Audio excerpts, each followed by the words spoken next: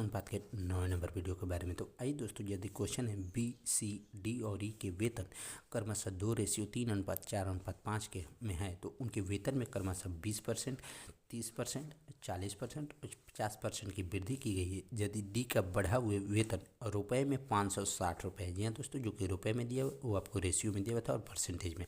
तो बी, सी, डी और ई के मूल वेतन का योग यानी जोक पूछ रहा है, टोटल जोक। तो सबसे पहले दोस्तों बी, सी, डी, ई आपको हो गया, जो कि दिया हुआ है 2:3:4:5।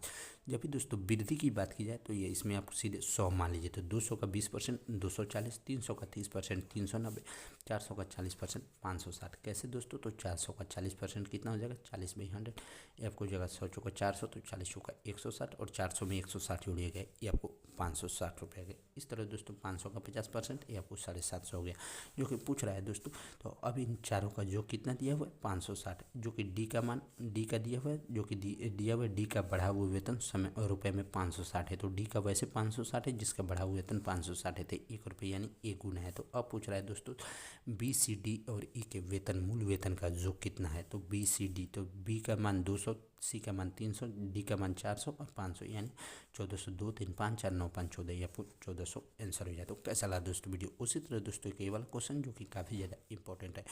सीजीएल चयन प्रक्रिया में चुने गए और ना चुने गए लोगों का अनुपात 11:2 था। ठीक है दोस्तों, यदि 40 कम लोगों ने आवेदन किया होता और 20 कम चुने गए होते तो चयनित और ना चयनित लोगों का अनुपात 10:1 होता। ठीक है दोस्तों, तो इस प्रक्रिया के लिए कितने उम्मीदवार यानी टोटल पूछ रहा है कितने कैंडिडेट एप्लीकेशन किए थे। तो आइए दोस्तों बात करते हैं। तो सबसे पहले दोस्तों पूछा हुआ है चुने गए और ना चुने गए लोगों का अनुपात। तो चुने गए लोगों का अनुपात कितना हो गया? 11।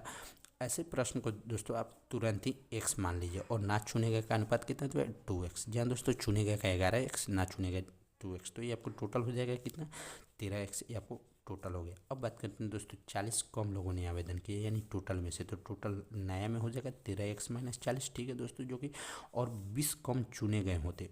अब 20 कम चुने गए यानी चुने गए का 11x - 20। ठीक है दोस्तों, तो पूछ रहा है दोस्तों चयनित और ना चयनित लोगों का अनुपात 10:1 है यानी चयनित। तो सबसे पहले दोस्तों आप निकाल लीजिए इसमें से कुल टोटल में से निकाल लीजिए चुने गए को, तो निकल जाएगा ना चुने गए। तो 13x - 40 - 11x - 20। तो इस तरह दोस्तों क्रॉस गुना कीजिएगा 13x - 40, ये आपको माइनस तो माइनस और माइनस माइनस प्लस। इस तरह दोस्तों हो जाएगा 13 में से 11 2x और 40 में से 20, ये आपको 2x - 20 यानी ना चुने गए लोगों की संख्या हो जाएगा कितना? 2x - 20। इस तरह दोस्तों इन दोनों का रेशियो रखें 11x - 20 में 2x - 20 और रेशियो रखकर आंसर को मंगा दीजिए। तो कैसा